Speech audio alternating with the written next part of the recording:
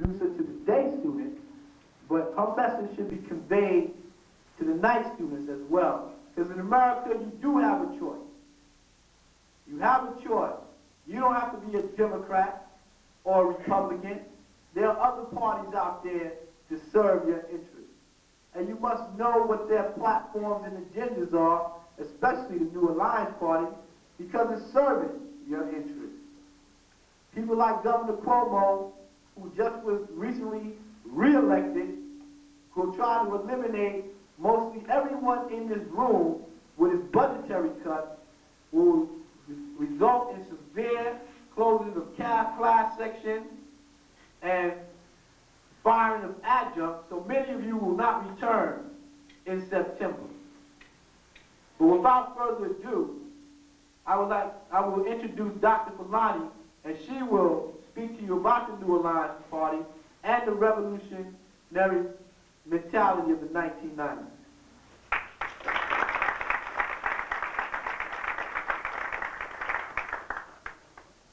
First of all, I'd like to thank Lionel for that introduction, and also the Organization of Black Students under Mustafa's leadership for inviting me here today. I'm very honored to have this opportunity to address students here in New York City as I address them around the country. Reverend Sharpton and I actually, since January, February, have been on the road in New York State, the road in California, in Atlantic City, and other parts of the nation, taking out messages that we think are urgent to the fight for youth and democracy, for the African American community, and for other disenfranchised organizations and constituencies in this nation. And once again, I'm excited to have the honor to appear with him today. I know that one of the things that he's currently involved in is the murder of Mary Mitchell, the 41-year-old black woman who was shot to death by cops in the Bronx who had come to her home in response to a domestic dispute, and basically without any kind of respect and concern for black life, which happens day in and day out in this country, shot down this woman. That's one of the reasons why David Dinkins' response to putting more cops on the street, as opposed to more money into the educational budget, in fact, he cut that by $54 million, is such an outrage, because cops don't reduce the amount of, don't reduce the amount of criminal behavior for the most part in this country. They actually participate in exacerbating it. I realize that this is a training ground for policemen in New York City, but if you're going to be a cop, you need to learn how to be a damn decent one, or you need to get into another field, because the ones who are currently operating in this city and in the country operate in opposition to young black and Latino youth and people in our communities. And it's going to be a major battle, in spite of the obviousness of the Mitchell case, to get any kind of justice for this woman and her family who was shot down in cold blood. Just as it's a fight to get any justice for the murderers of Yusef Hawkins. With the fourth trial about to begin, the defense attorneys have introduced a motion to bar Reverend Sharpton and Yusef's father, Moses Stewart, from the trial, which is outrageous. But again, we live in 1990s America. Just like the grand jury, the second grand jury in Teaneck, New Jersey, or Trenton, where it's being held, has a strong possibility of not coming back with an indictment against Spath, another killer cop, who shot Phil Pinnell down in cold blood in May of this year while his young brother's hands were in the air, a 15-year-old kid who was shouting for his mother, and the cop took him out here. So we should talk about all of this because it's very important. Again, I'm leaving here to go to the wake for Mary Mitchell, and we definitely will end up, likely on the streets of the city protesting the murder of this woman, and you all need to be out there, because there is no separation between the fight on this campus for justice and democracy and the right of young people to get a college education, and the fight that's going on in our communities for people to live a decent life and not be murdered by the people who are supposed to be protecting us. This coalition of the United African Movement and the New Alliance Party has taken us, Reverend Sharpton and I, a host of places from Howard Beach to Bensonhurst, to fighting against the rape of Tawana Brawley, who was raped by 6 white men, several of whom were in law enforcement agencies, one of whom murdered himself, they say, but a gun was never found. I don't know how you can kill yourself, shoot yourself in the head without a gun, but given the way that case went, a lot of things were kind of unbelievable in it. To you, Seth Hawkins, to Philip Cannell, to the ongoing struggle and fight for our people. So I'm very glad to be here to speak to students about my work and the work of independent politics in this country, the growth of black-led, multiracial independent politics, a struggle at which the New Alliance Party is at the forefront of, and the impact that this is having on you and the role that needs to be played in building this movement. I also want to point out that in order to do something about the atrocities that we're in the streets marching for, you have to build a tool. You have to have something to fight with. It's not enough to grieve over the murder of our people. I'm tired of going to wakes and funerals. We need to figure out a way to respond to those murders in a very strong and powerful way, a potent way, not begging the Democratic Party to send out the right verdicts, but being in a position to force powerfully the right verdicts. And that's why it is that I'm building the New Alliance Party. As Lionel pointed out in his intro, the New Alliance Party is the fourth largest party in the nation. And it's the party on which I ran for president in 1988. I'm the first black and woman in the history of the United States to have ever been on the ballot in all 50 states and the District of Columbia and Guam, I might add. I'm also the first black woman to have ever qualified for federal primary matching funds. The reason why I ran that campaign, the reason why I've run every campaign that I've ever run in this nation has been to fight for fair elections and more democracy. The electoral arena in this country is run like a dictatorship. You have no say in who runs for office and who gets elected to office relative to the Democratic and Republican parties. That is controlled lock, stock, and barrel by the rich white men, or be it the rich black men, who are in key positions in the party to keep a lock on the electoral arena because they are afraid of people participating in that arena in any full degree. They are seriously afraid of a participatory democracy in this country because if we had one, we would take them out. There's no way in the world we would have had a 99% incumbent return in 1988 because the incumbents have screwed up this country. And when we talk incumbents, we're talking Democrats and Republicans because that's who's in office, be they dog catchers or running or president of the United States. That's who's responsible for the growing crises that we face day in and day out. It is my opinion that the only response, or one key and critical response to a fight for more democracy in America, to a response to the fight for justice, economic parity in the African American and Latino communities and also amongst white working class people, is the building of an independent, black-led, multiracial tool that we can use to change the course of history. That's why I'm building it, and that's why all of my energy, much of it goes into that. 2 days ago was Election Day in New York City and nationwide. And within the electoral arena, there were two separate thrusts. We call that the tale of two elections. One election that was splattered all over the newspapers and media of this country, which basically was involved in the preservation of the status quo. And that's the elections about which you know. That's the candidates for whom you turn the TV on and you see them all over the place, in spite of the fact that they have failed, the Democratic and Republican parties have failed to deliver to our community. The other, which was and is the making of an electoral revolution, about which most of you know nothing, is the movement at which I am at the forefront of. I assume that most of you know by now, and actually since we've said it several times, that I ran for governor of New York State. My campaign was dedicated to a fight for youth and democracy. My appeal on the streets during that campaign was that Mario Cuomo was going to win. All he had to do to accomplish that was to stay white, wealthy, and alive, and I wish the man no harm. And basically, having spent somewhere between $8 million and $11 million, which is an obscenity given the state of this country and the state of New York State.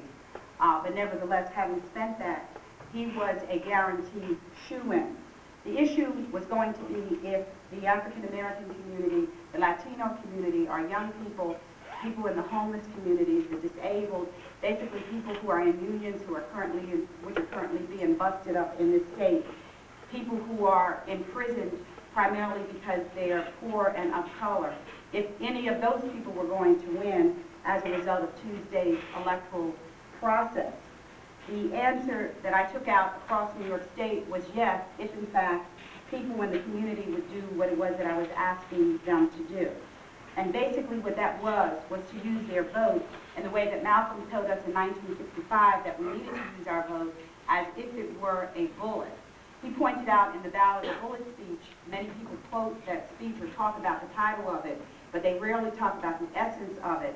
That speech was aimed at talking to the African American community in particular about using the ballot in such a way as to participate in the process for liberation.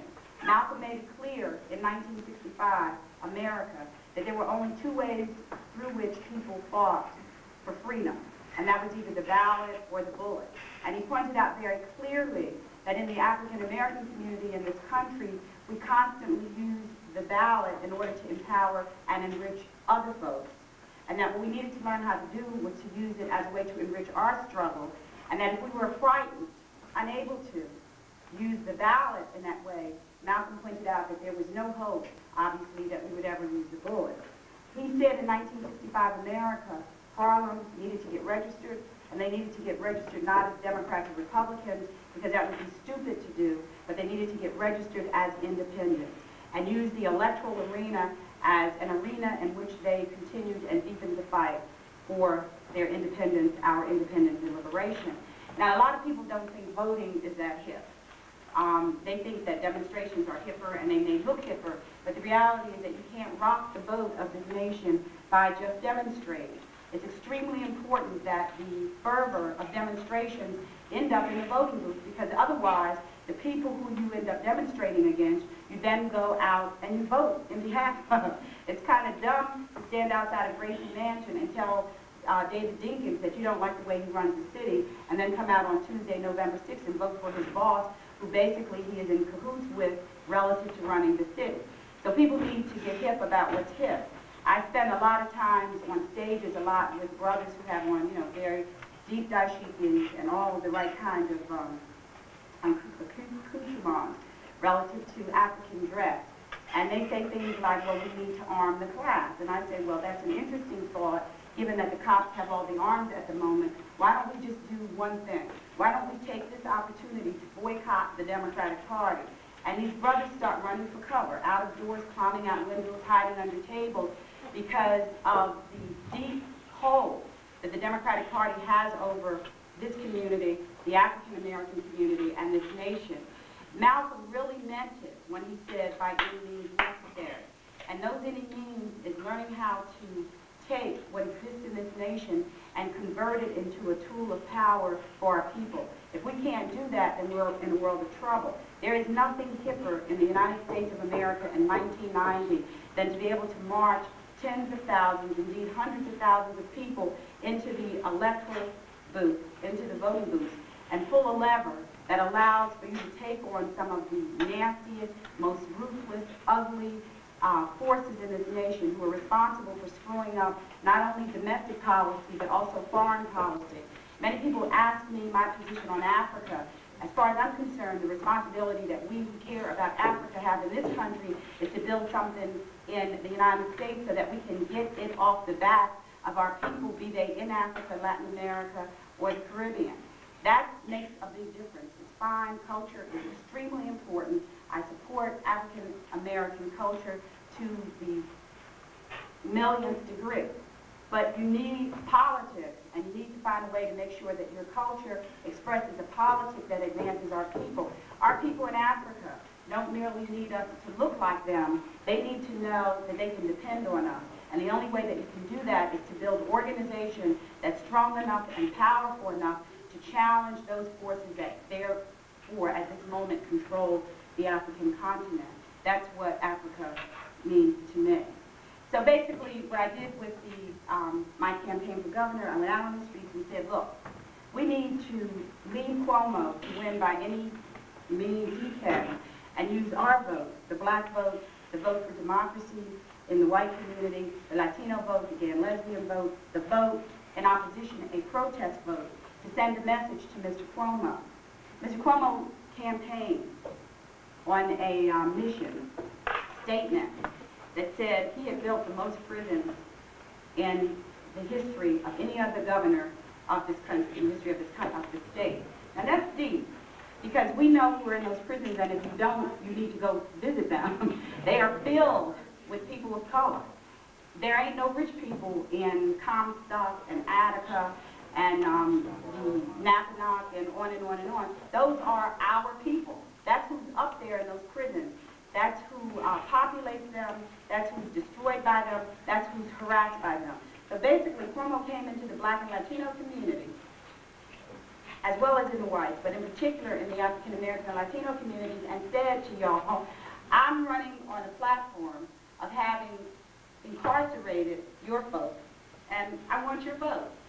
So I thought that was absurd. I thought that was a crazy statement, and I kept saying to people all over the city, you've got to be crazy. You can't go out and vote for somebody who says to you, I'm putting you in prison, vote for me. He also, just in the worst taste and also arrogance, he's an arrogant fill in the blank, ran a campaign, put out literature with Nelson Mandela's picture on the front. Now, Mandela, believe it or not, did not spend 27 years in prison so that Mario Cuomo could win a third term in office. That might be a deep concept to get, but it's true. And then in the white middle-class community, he sent out a different kind of leaflet. There was no Mandela on it, but even more so than that, there was no picture of any African American or Latino people. He sent out an all-white leaflet as a way to make the statement that liberalism is making all over this nation in 1990 America, which basically is to sell out the African American people at the expense of the most backward elements in the white community. One other interesting obscenity that he committed shortly before Election Day was to ignore the fact that the Klan had marched in Schuylerville, upstate New York. They came out 25 strong in hoods and sheets, burning crosses on the lawns of people in upstate New York.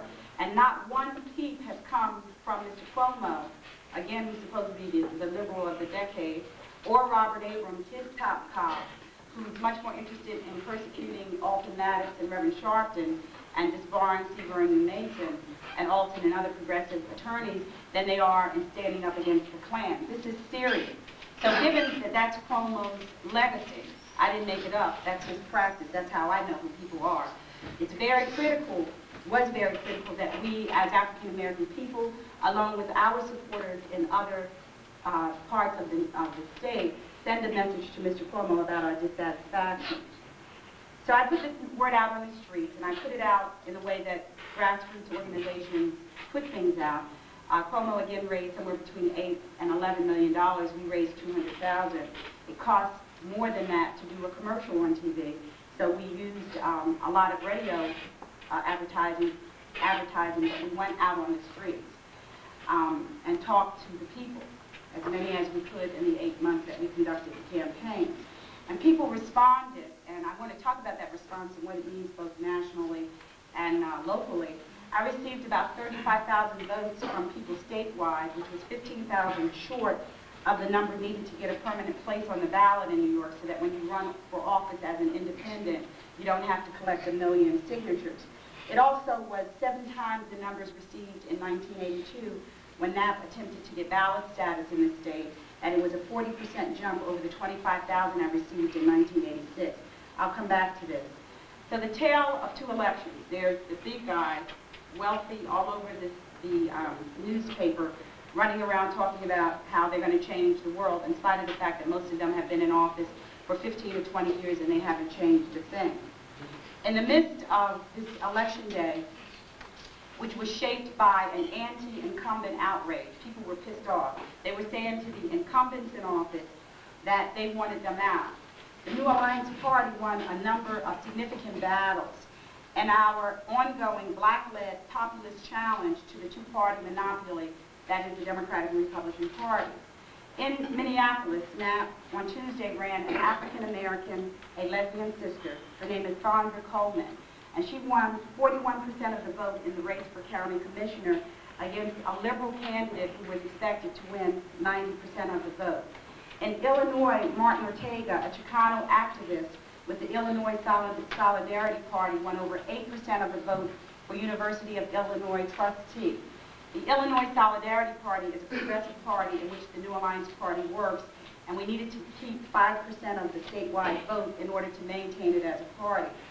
One of the points that I wanted to make about what all of this means is that in order for an independent to run for president in the United States of America, you have to get something like 30 times the number of votes in order to get on the ballot, signatures, petition signatures. When I ran for president, I collected 1.5 million signatures over the 50,000 signatures that the Democrats and Republicans had to collect. Now you have to think about that, because instead of being able to just run for office and use that money, we spent $1 million just to get me on the ballot. That money goes into paying for people to stand on the street corners and collect this horrendous amount of signatures. That may not sound like a big deal to you, but if you want to run a race that stands up and says and protests the murder of 31 black and Latino males predominantly used by the cops in the city since January 1st, you have to think about the fact that tons of money, rather than being able to advertise that fact, goes into buying petitions from the Board of Elections in order to get people on the ballot. It's set up as an attack on democracy. It's a way to make sure that the two-party system has a monopoly and it dominates. So our fight in Illinois to maintain the Illinois Solidarity Party was a very important one.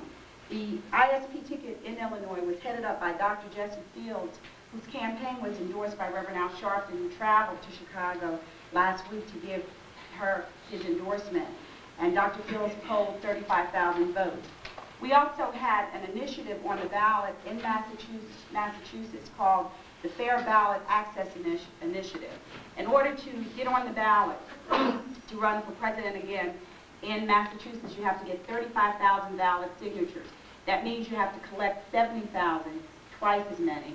We ran and passed an initiative there along with other supporters that brought that number 35,000 down to 9,000, which is a major, major accomplishment, and it's one of the first breakthroughs in being able to challenge the unfair ballot access laws. The reason why these laws exist, the reason why there is this lack of communication between, or lack of fairness, equity, between what the Democrats and Republicans have to get and what independents get, is because the independent political movement is a serious threat to this notion of two-party democracy. And at the end of the McCarthy period in this nation, the Democrats and Republicans in state after state after state passed all of these restrictive measures to guarantee that independents would not be able to run. In the state of North Carolina and Florida, in order to run for office, in North Carolina you have to get 45,000 ballot signatures. Again, collect twice as many, pay 5 cents for each signature, which is a poll tax that was used against African Americans in the 1940s and 50s to keep us from voting. And in Florida, you have to collect 65,000 signatures, pay 10 cents per signature, and file each signature on a separate 14-cent file card.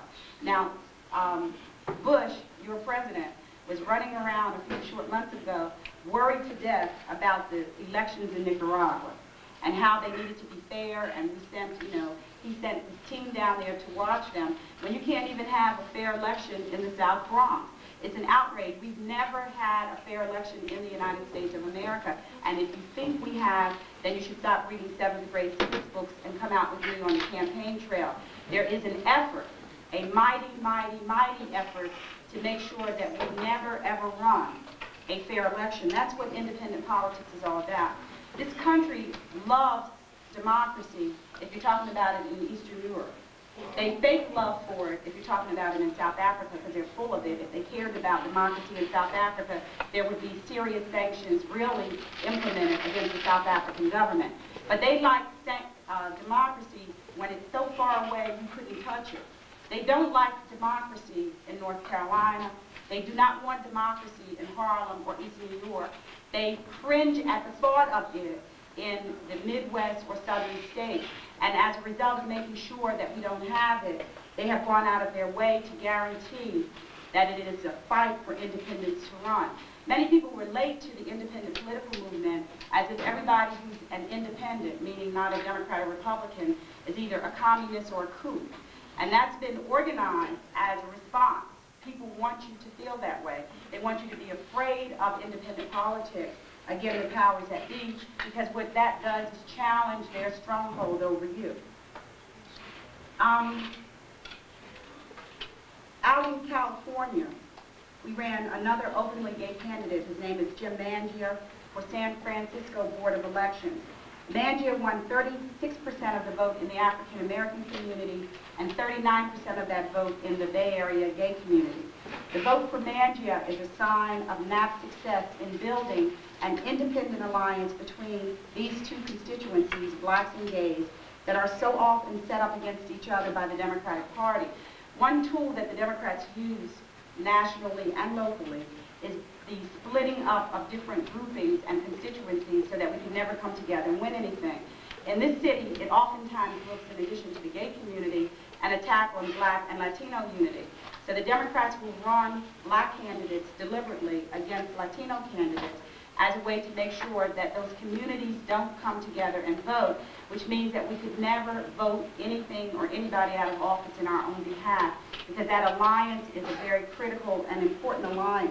What the Democrats have done is they line up black folks in one corner, Latinos in another, women in another, the gay community in another, homeless people in another, and then they trickle down crumbs that they no longer have, students and the disabled, the poor, middle class.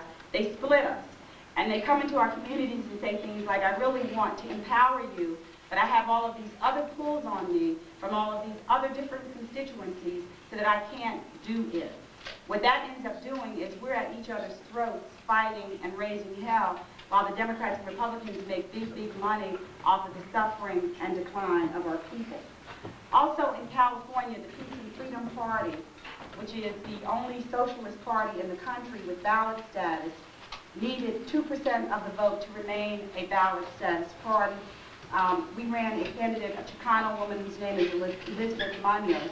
She received close to 90,000 votes, the largest votes for a Peace and Freedom gubernatorial candidate in its history. And as a result of that, 3 other members of the statewide slate were able to break through the ballot status threshold. And so there will be a Peace and Freedom Party as a ballot status party in the state of California. These results from the New Alliance Party were part of broader development in the progressive electoral revolution in this country. In Vermont, independent socialist Bernie Sanders was elected to the United States House of Representatives. Good. In Connecticut, former U.S. Senator Loyal Weicker Jr. defied the two-party political establishment, ran as an independent for governor, and won, becoming the 4th independent governor in U.S. history. These are small and hard-fought victories, but they are critical victories, and none were more fought for, struggled for, than my fight as a candidate for Youth and Democracy running for governor in the state of New York. One of the very important things that happened, and you all should be taking notes on this so you can teach your political science and history teachers this, because they won't talk about it. One issue around the initiative that got passed in Massachusetts is that there's not one mention of it in the Massachusetts newspapers, even though it reduces these numbers critically. In 1989, the New Alliance Party in the Bronx ran a candidate for city council whose name is Pedro Espada on the New Alliance Party ticket. He got 42% of the vote, which means that blacks and Latinos in the South Bronx went into the voting booth, voted for David Dinkins, who was running for mayor at the time, in column A. The Democratic Party ticket stopped, came over to column F, almost all the way down to hell to find Pedro's name, which is where it was put on the ballot. And they pulled the lever, gave him 42% of the vote as an independent. We worked for 11 years to get people to make that jump. The newspapers the next day either did not talk about that race or they lied. What the Post, the New York Times, and the Daily News said was that the winner, whose name is Rafael Castaneda Colon, if you don't know who he is, he's a crook in the city council, amongst many crooks, who represents the South Bronx, They said he got 98% of the vote. I think he got 16,000 votes. And then they reported the conservative candidate who got 290 votes, and they added that up and said that that was 100%. We called them and said, you know, we don't need to be touchy, but our candidate got 13,385 votes. What in the world is going on? They said, oh, we don't cover elections. We decide 2 days before who we're going to cover, and we decided to not cover any of the New Alliance Party candidates. You know, and that's the breaks. So we said, well, what about democracy? Remember democracy, this thing they talk about in America? You learn about it in 7th grade civics class. Democracy is supposed to be this thing that we all believe in. They didn't know what we were talking about, so we sued them.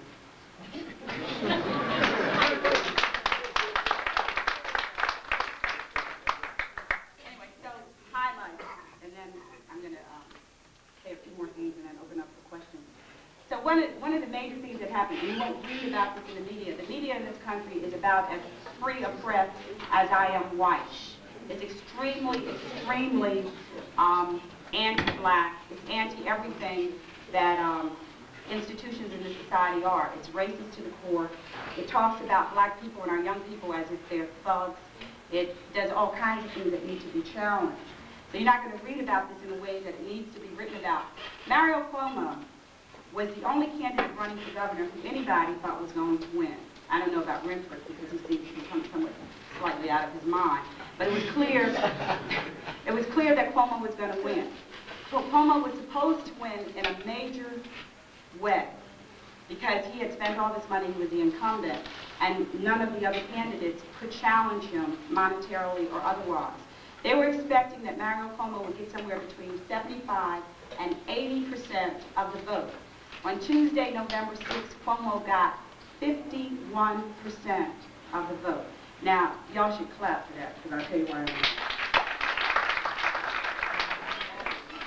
Our intention was to hurt Cuomo's chances to run for president in 1992. One of the ways in which people are brainwashed in this country is into believing that the only thing that's important about an election is who wins for office, who literally ends up going into office. I can't tell you how many black people say things to me like, Dr. Fulani, we got to vote for the winner. I take great pains to point out that Ronald Reagan was a winner, George Bush was a winner, Michael Dukakis was a winner, David Dinkins was a winner, and that win has not translated into the empowerment of our people. In 1972 in Gary, Indiana, the black community came together through its activists and representatives from all over the nation and had a debate about which way for black empowerment. That debate focused on whether or not we were going to go independent or stay tied to the two-party system. Independent politics lost out. Richard Hatcher, Jesse Jackson, all of them were there, and what they said in 1972 was that we're going to give the Democratic Party just one more chance. That was 1972. Now count that up. Jesse is still trying to get the Democratic Party to let black people be their conscience. They don't want no conscience. They have no desire whatsoever to have that party transformed into a tool for the African American and Latino and other disenfranchised people. They, like the Republican parties, happen to be the parties of white corporate America. Profit by any means necessary is their slogan, no matter what crap and garbage they bring out. So it's very important to realize that since 1972, there has been a 365% increase in the numbers of elected officials, black, in this country. And at the same time, in the same areas, a 400% increase in the numbers, in the level of poverty amongst black folks and other disenfranchised people. So you don't need a degree to see that there is no relationship between blacks getting elected through the Democratic Party and the empowerment of our people. That has not worked. It's critical that we recognize that one of the things you want to come out of every election with, who cares who wins if it's not going to empower you? You want to come out having advanced your constituency. That's what the New Alliance Party is all about. Many people have said to me, Fulani, why do you keep running for all of these offices, for president, for governor? You really think you're going to be president of the United States? Not as long as the standard and requirement is that you have to be a rich white man. That's the thing that they leave out of the Constitution. So no, I'm running so that we can advance advance the fight in this country and our political clout. And I think that's the arena in which we have to be in. If I wanted to get elected, I'm very good. I've gotten more votes than most of the people in city council who've been there for 18 years in their entire history. But my winning as a black city council person or a black assembly person or a black governor, let's look at Wilder in Virginia, does not advance the struggles of our people and other disenfranchised people. Because once you are locked into the Democratic Party and its pigeonhole, you are alienated from the force, the strength, and the passion and needs of black and Latino and other people who have been locked out of this system. You don't want me to run for an office that I can win until we've built a strong enough base in this nation so that we can use that to challenge the attacks on our young people who are an endangered species. You don't need a role model who sits in Gracie Mansion or Albany and you can't get on the telephone and call them up and say, our children are dying. Try to call David Diggins. You think he would take your call? I got him tens of thousands of votes in the city. When I see him, he runs the other way. So you got to be clear about this. This is very, very important, very critical. And I'm going to make sure that people get this. Anyway, Cuomo got 51% of the vote. We heard him. We heard him good. They're not going to talk about it that much because they don't talk about anything publicly that much that means anything to our communities because they want you to stay ignorant of the electoral process. He has an 11% drop from 1986. This is in a year when he was supposed to clean up. And in the black community, he has a 6% drop that we've taken from him. We went in and we took votes. We picked them one by one. They wouldn't let me in there for whites-only debate, so we had to figure out other ways to get to you all. Those 35,000 votes represent a response on the part of people who knew I was running for governor. Over 60%, for example, of the black community in Brooklyn didn't even know that I was running, and that figure repeats itself throughout the state. In communities where we had invested our resources, and again, we're a poor people's party, unlike the Democrats and Republicans who have robbed us blind, voters spoke in a very independent voice. In the 56th Assembly District in Brooklyn, Bed-Stuy, our one target of this campaign for youth and democracy, I got 11% of the black vote there. The 57th AD, Fort Greene, I got 8%. The 70th AD in Central Harlem yielded over 7%. And in 7 other primarily African-American districts in Brooklyn, Harlem, the Bronx, and Queens, I got from 5 to 6% of the vote. In all of these districts, I came in ahead of every candidate except Mario Cuomo. What has happened off of this race is that the New Alliance Party has firmly established itself as the left party of New York. And I'm very proud to have run as a candidate for governor of New York State this year. So this electoral revolution is very key. It may not be as exciting as some of the things that you all want to do, but I'm not into exciting you. I want you to learn about how to fight for political power and clout. I want you to know how to do things in your own behalf. It's crazy to have 17, 19-year-old black kids coming out of a voting booth and saying, boy, I voted for Mario Cuomo, and 2 months later, the cops have thrown you into one of his jails. I mean, that's crazy. And all of these figures that I've shared with you, from the ballot access fight in Massachusetts to the work of Peace and Freedom Party in California to Loyal Wipers win in Connecticut, is that the vote that got these folks over is the African American vote. The African American vote is a very priceless and critical and important vote because what it serves as is a target vote. It's a vote that sort of pulls the trigger. That's one of the things that people often ask, why is it, how could we possibly ever win anything because we make up a small percentage of the country overall. The way that we can do that is because we generally vote as a constituency vote, and we are gone after. People want us because of that.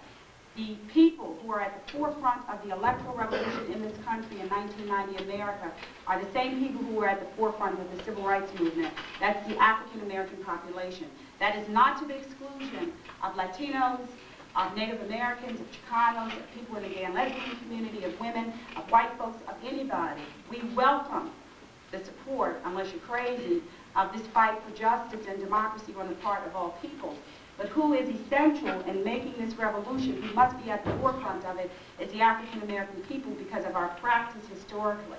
One thing that has happened relatively to this revolution is that the people who have mostly benefited up until Tuesday off of the anti-incumbent fever in America is the white right. That means that in Louisiana, David Dukes got 40% of the vote, 60% of the white vote, and almost got elected as a senator. In the state of Massachusetts, they had a choice between one right-winger and another right-winger in the Democratic and Republican parties for governor. This guy, Silver, won the Democratic primary, basically because people were sick of these do-nothing professional politicians. But this anti-incumbent fever can't be Democrats replacing Republicans and Republicans replacing Democrats, because if that's the case, we will be nowhere. It has to be the independent political movement under the leadership of the African American community on the rise, emerging and evolving a statement and a protest and a movement in this country that is as passionate and powerful as anything that we've ever done. The New Alliance Party is at the forefront of that movement. What we mean by black-led and multiracial is exactly that, the relationship between African American people leading the nation in this fight. I spoke at Yeshiva University 2 weeks ago. The so-called minority candidates had a debate. And Yeshiva is a Jewish university, obviously. It's very, very conservative, and it's a religious university. So I got up, I gave a very passionate, very powerful statement about youth and democracy, about how it is that the fight to save black and Latino youth has to be #1 on the agenda of this country, and that all people, including decent white folks, have to participate in that fight. It's outrageous what this country is doing to our youth. And we can't consider ourselves a leader or a decent human being and allow that to happen. And at the end of my statement, I said I was very honored and proud to announce that I have been endorsed by 2 of the most powerful black leaders in this country. And they thought I was going to say Arsenio Hall and Bill Cosby. They were sort of still with me. I said, in fact, the people who have done that and who are the preeminent black leaders in this country, Reverend Al Sharpton in the Civil Rights Movement and Minister Louis Farrakhan. So,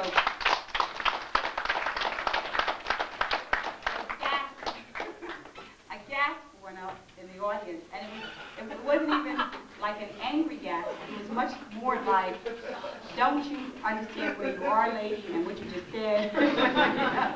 Like, there must be something wrong. So anyway, the debate concluded, and these young people, young Jewish students, asked me to come out and talk to them for a period of time. And we got into this great fight. I was yelling, they were yelling, I was cursing. I'm not a lady, but I keep that undercover. And we had a really good fight until the guards basically literally came and tried to throw me out. But anyway, what was interesting about that fight was that the thing that the students could not put together, these Jewish students, who are being brainwashed into believing that the state of Israel, its government, is something other than a right-wing terrorist organization. What they could not put together was how I could make such passionate and pro-democracy a statement and talk about our most controversial leaders, also being one of them myself. And one of the things that I had the opportunity to teach is the fact that the African American community, from our very beginnings in this country against our will, have been the conscience of white America, even when we didn't intend to be. See, when you stand up and you fight for justice, for economic equality, for the black agenda, unlike what the white agenda represents in America, it's an agenda and a fight to broaden what is right and necessary and decent and basic to all human beings. The white agenda has basically excluded most white folks, not to mention the Latino and African American community and other people who don't fit this kind of norm and standard of being white middle class male, which is the majority of people, many people in this country. So I had the opportunity to teach that, and that's a legacy that I'm extremely proud of as a black leader. A lot of confusion in our community is that, well, if you fight and white folks benefit or women benefit or the Latino community benefits or this one, that again, lesbian community, that what we're doing is watering down our agenda. That is wrong. You can't water down an agenda that involves the justice for all people. It does not happen. We have something to use, and we should have fights about that because that's important. Actually, the other politic is a politic that you learn from white men. You didn't learn that from Africa, or you learned it from some white men in Africa, or some black men in Africa who didn't know that. Anyway, this fight for the emergence of the African American community at the forefront of the electoral revolution is taking place in a lot of different arenas. It's taking place in New York. I've been attacked by every Democratic organization in the black community and the gay community. On Sunday night, I took about 500 people to Sheridan Square in the gay community, black and Latino and white and gay and straight, to make a statement about black and gay unity, because this organization, it's a so-called radical organization called Queer Nation, has been attacking and harassing people who support me, black members actually of the New Alliance Party on the streets. And we went down there to let them know that we were going to not tolerate this, and made that point. There's also been a similar kind of attack in the black community. If you listen to Bob Law, every time I run for office, 2 to 3 days before Election Day, he starts baiting me and saying that the New Alliance Party is really white-led, that we keep our white people in the closet, and that I'm controlled by Jews, and that people should not vote for me, which means that you end up voting for Mario Cuomo. And he never lets me on the show to raise the question of whether or not he thinks Cuomo is African or African American. But that fight, when it's not done in this low-down, yuck way, is an important debate. Because what we're talking about is the debate of which way for the black community. And there's been a historical debate about this relative to black-led, multiracial, progressive politics versus nationalism. And that's something to talk about and dialogue about. Reverend Sharpton and Minister Farrakhan and I obviously are building different things. UAM, the United African Movement, of which Reverend Sharpton is president, is a nationalist movement. The Nation of Islam is a religious movement that's also nationalistic. The New Alliance Party is black-led and multiracial. The reason why we have come together is not because everybody has become the same as part of this coalition, but because what we share is a unchallengeable respect and deep love for the African American working class community. And so that's what we talk about, and those are the things that we work on. In fact, the fact that these two brothers endorsed my campaign for governor, Reverend Minister Farrakhan got on a plane and flew here from Chicago to do a press conference 3 weeks ago, is much more a statement about the strength of NAP's position in the black community than anything else. And people need to get astute about this debate, because you need to be able to address it. I'm going to close by making some comments about young people to whom this campaign for governor was dedicated. I'm the mother of 2 children. I have a single parent, a happy single parent. I have 2 children. My daughter is 17 years old. My son is 13. And like most black women, every time they walk out of the door, I feel this fear that I oftentimes don't even know is there. I mean, you have to really brace yourself to not lock your kids in the house and hope that there's never a fire so that they don't go out and get destroyed by this country. And I'm not talking just black on black crime, because I think there's a strong correlation between black on black crime and white on black crime. In fact, a lot of the black on black crime, and I'm a therapist in Harlem, comes about as a result of the madness that is generated by virtue of being a disenfranchised people thrown into the trash cans of the society. So my concern for young people in our community runs deep. But I don't just want to give them symbolism, I want to empower them.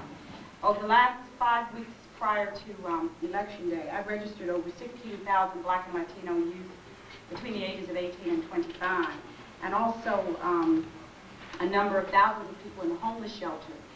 And basically the message I was giving to our young folks was that on the one hand, historically, in Soweto, in South Africa, in the Palestinian youth in Israel, one of the dramatic expressions of a fight for justice have come from young people taken to the streets in those nations and many others to stand up and lead the way in the fight for democracy.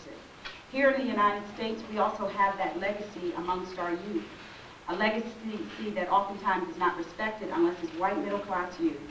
The Panther Party and the Young Lords was filled with young people who, from the so-called ghettos, stood up and fought back against not the make-believe oppression, but the real oppression that they feel every day, every moment of their lives in this country. And never were these young people related to as revolutionaries and rebels. You get talked about as thugs and thieves, basically, people, rabble-rousers.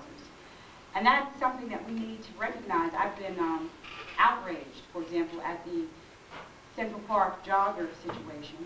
And as a black woman, I am as vehemently opposed to rape as I am to racism. I would be crazy not to be.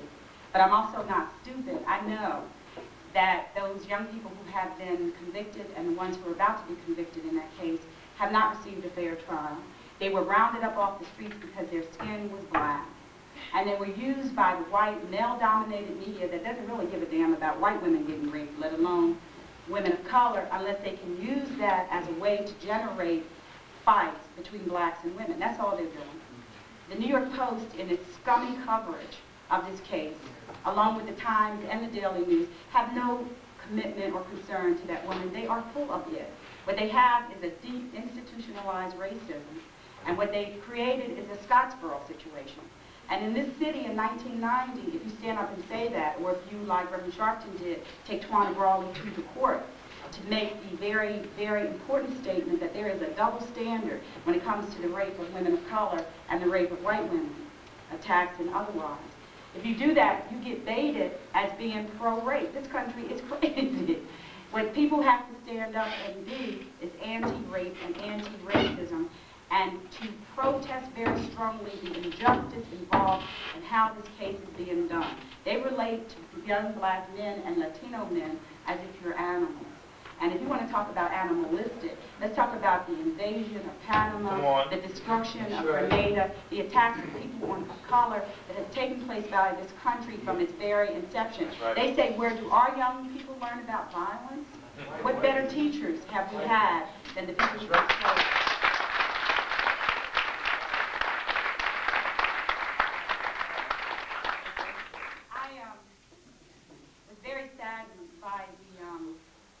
Murder that took place on Ward's Island of the homeless brothers and the attacks on Halloween. And I've been listening to a lot of debate about that. One thing that this country has taught our young people, and I see it because I go out on the streets a lot with homeless people who are working with and for the New Alliance Party, is that homeless people, our youth have been taught, are like garbage. They're in shelters because they deserve to be there. What kind of nonsense this is, I don't know. But they have an attitude towards them that is permeated with the attitude of the society, who I hold responsible for whatever happened on Ward's Island. And these people lie so much, you never know. But given the level of violence in our communities, I don't doubt that young people were involved in that attack. Who I hold responsible for it are the people who created Ward's Island in the first place. Because if you go there, it's worse than a concentration camp. It's a place where our people have been thrown in. You have 25-year-old human beings in the black and Latino community walking around with no teeth in their mouth, with sores all over their bodies, because it's an expression of the decadence and failure and decline of the United States' economy, its politics, and its social, so-called aspirations. So what we have to take on, and I work outside of the Apollo on Wednesday nights when they do these talent shows, whatever.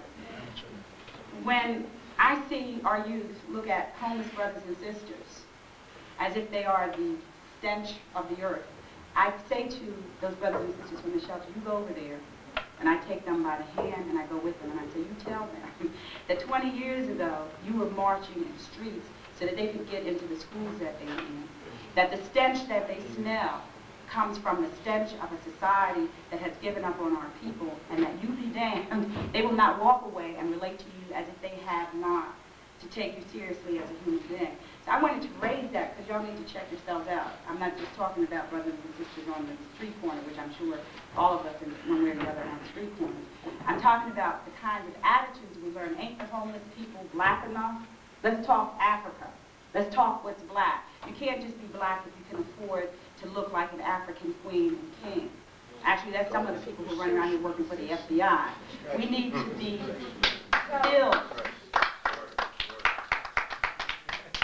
passion and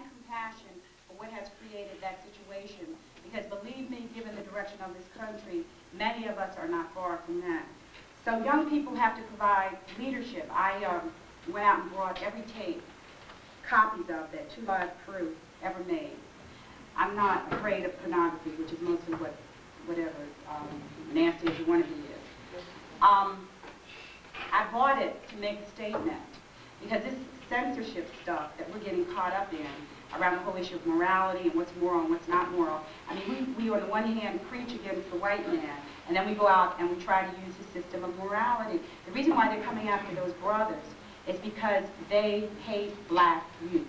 That's why. It ain't got nothing. If they want to censor something, how come they won't censor poverty and racism and homelessness? That'd be a great thing to censor. How dare they come after our youth? Primarily because these kids have figured out a way to make a buck.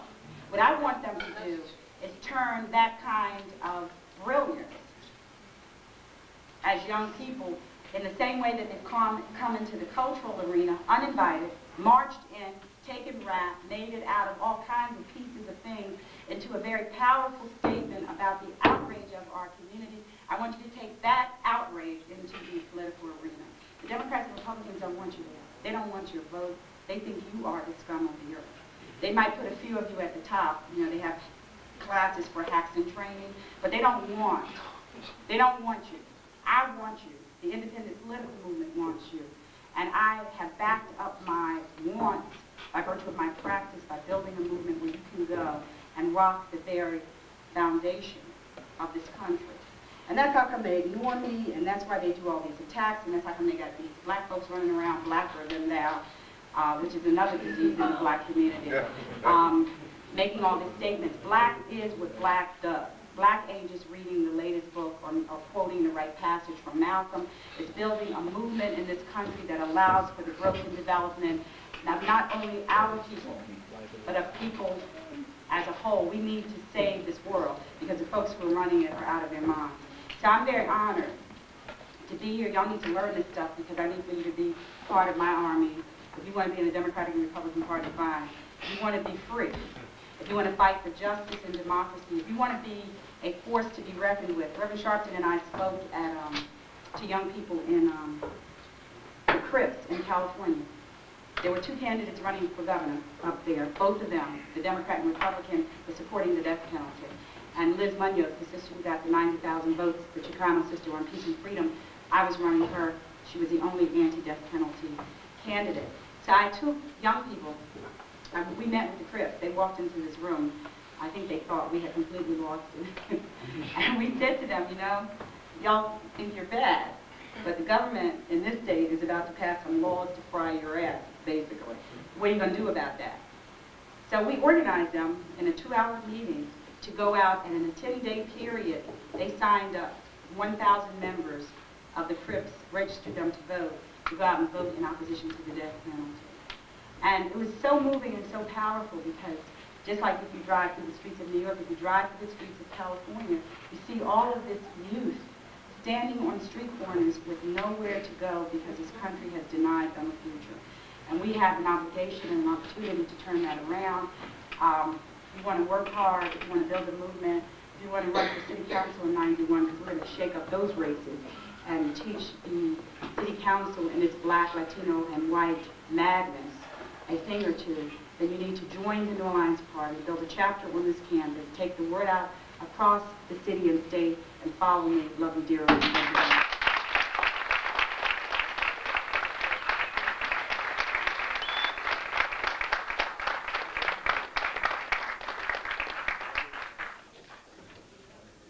We're going to entertain some questions.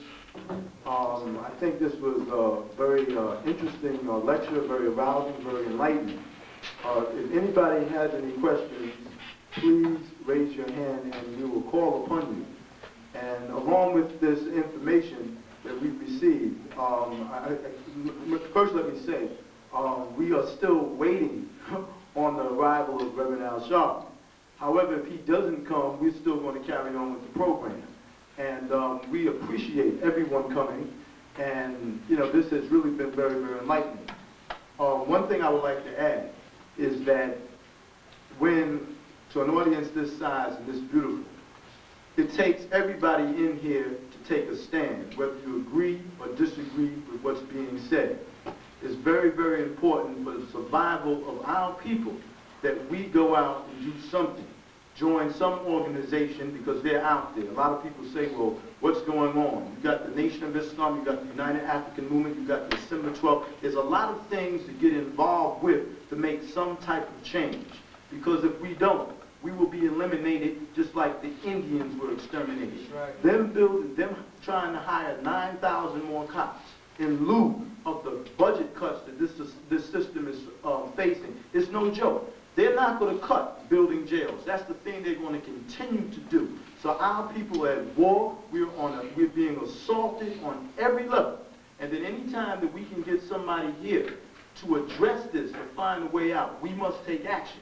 It's very, very important that we understand that just being in college, just getting a degree, that's not going to solve our problems.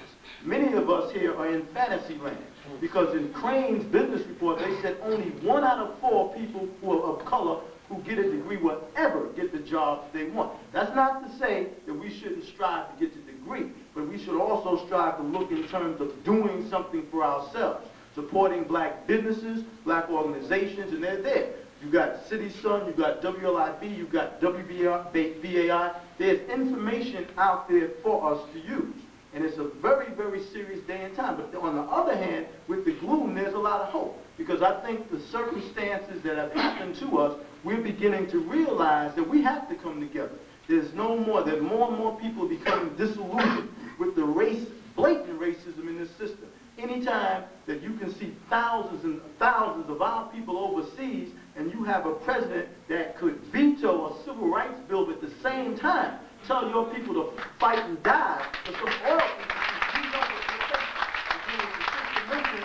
You got Klan getting plenty of votes. You got Klan in Astoria, Queens right now.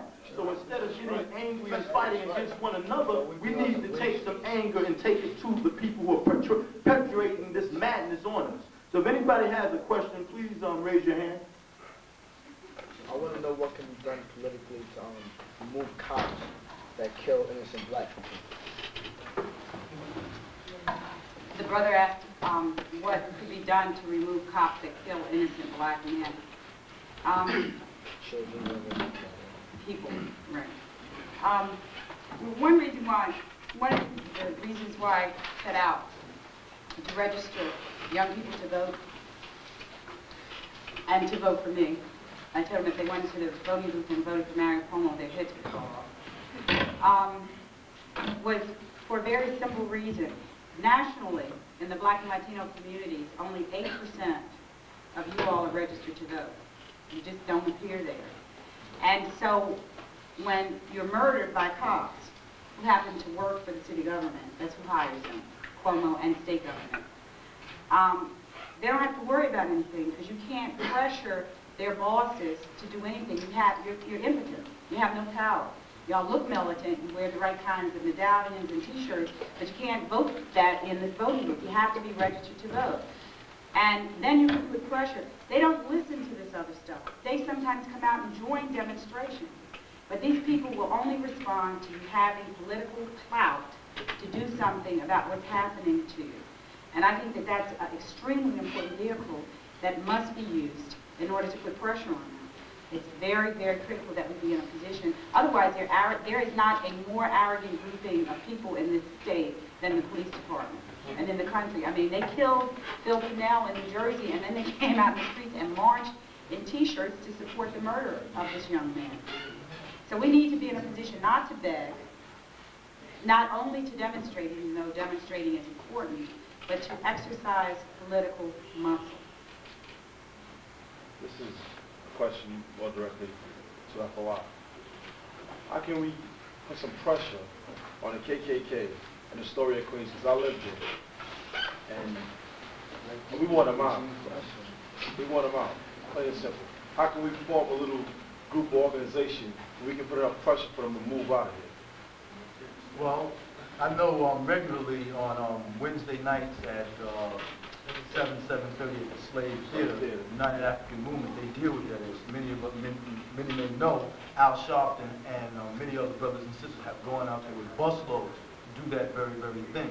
Now, other than that, what we can do, obviously openly here, that's not the forum to say that. but at least that is a start, you know, to get involved with people who are protesting against it and demonstrating against it. And then for those who want to go take further action, we got to meet about that. Yeah. Reverend Sharpton and I organized a bus load, 600 people we took to Schuylerville about 2-3 weeks ago.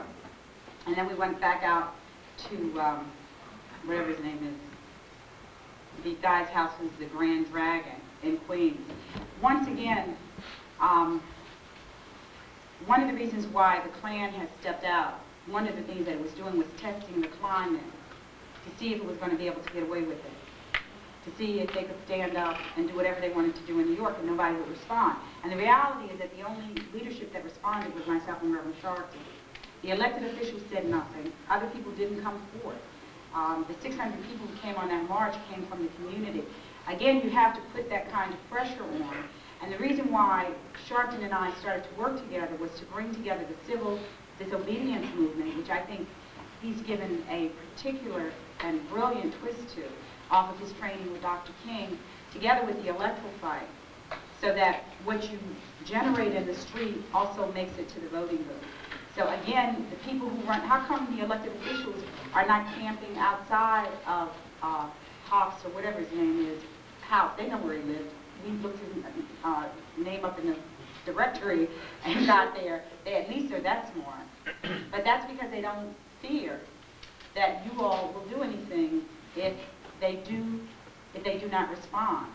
See, a lot of times what we do is we wait until something happens and then we say, never again, we're going to go out this time and we're going to do it in. But part of why I put the energy, and it's hard work, into building the political movement in this country, the independent political movement, is because you have to be in a position so that when you make these moves, you're going to hurt the people who can do something about it. What's David Dinkins' plan, you know, relative to the Klan? Isn't Queens part of his city? I mean, I think people in Queens who are really the victims and have been of the Klan, I think they voted him in office. What's his position? How come he ain't said nothing? How could Mario Cuomo run for governor and need the black vote and not utter one word about the Klan? That's what I'm talking about. I'm talking about they don't take you seriously. And that's because you don't have political power. There's a critical problem in Bedford Stuyvesant with police harassment. And you know, we're just like victims. They stop us on the street. I myself was a victim of that. And I'd like to know what could we do for an immediate, you know, satisfaction with it. I know political power is, you know, a valuable tool, but immediately what could we do about having them, you know, require them to justify their actions? Well, first of all, harassment by the police didn't just start immediately. It's been a part of our history. The people who are imprisoned in this country are not there because they're the criminals of the country. If that were the case, we'd have George Bush in for running drugs as part of the CIA when he was vice president. So it's not, you can't respond to these things, even though I think it's extremely important to bring attention to them immediately when they're happening. But you can't just respond to them when they happen. We can't just march when somebody is murdered. There has to be an ongoing building of organization that tackles that. So for example, David Dinkins has a budget, I don't know, $28 billion. Black and Latino people put him in office. The people who he kowtowed to in the most backward elements in the Jewish community and in the white community in the city barely voted for him. We put him in. David could have taken that $28 billion and rather than continue to preserve the status quo, which is what he's trying to do at a time when this city is in total economic decline, and done something radical with it. I mean, they would have been pissed off at him, and it would have ended his career in the Democratic Party, but at least he would have emerged as a black leader. I didn't think he was going to do this, but this is just to make this point. What he has done instead is to go in opposition to everything that we need in the black community. David made the decision to take $64 million out of the educational budget. I mean, Erasmus High School has no windows. They took $64 million out of the educational budget and put it into more cops on the street who killed Mary Mitchell up in the Bronx. Did you vote for that? Did we have a referendum in this city? Did Dinkins call up the black community and say, look, I know I got your votes, so I'm about to make this move, but I want to make sure that I'm making a move that supports the people who put me in office? Hell no. So I want to really push this issue of how we position ourselves so that David has no choice but to call. Because if we don't do that, then we're constantly in a position of reacting to the things that are happening to us. So we need to demonstrate and speak out loudly in opposition to every one of these attacks. The cops just attacked some young people in the Bronx, from Bronx Science 2 Fridays ago. And that's been covered up grandly. Most people don't even know it happened. And this is the so-called cream of the crop. I went up there, the kids were shocked, because what they've been taught is that the people who get harassed in this society are the bad black people, you know, and they can't put it together how this could happen. But the immediate and not so immediate response is the building of political power. So you can say to David England, if you put that money into those cops, we're going to take you out of here, meaning by the vote. Yes. Thank you, sister, for coming to speak to us today, first You're of welcome. all. Based on the innuendo and the undercurrent that I hear from the students, some of us are not willing to wait for politicians to come to our aid based on their history. When we look back in the 70s and the late 60s, we find that we had organizations that were willing to take immediate response. Like who? Like the Black Liberation Army, the Black Panthers. And what happened to them? Well, if I can continue, if I may continue. Well, that's real, though. You can't ignore If where I they may ended up. continue, then I'll make the point. All right. Now, my question to you is, we recognize that the Black Liberation Army and the Panthers and other so-called militant organizations have been infiltrated by the American government and disbanded. Right. The KKK has been with us for over a century. Right. And they have not been infiltrated and disbanded. Well, they actually are infiltrated to be supportive. Okay. The cops are, a lot of the cops in upstate New York are KKK. Well, my point is, my question is, which I just lost. I will give you time to remember. Go right ahead. Take your time.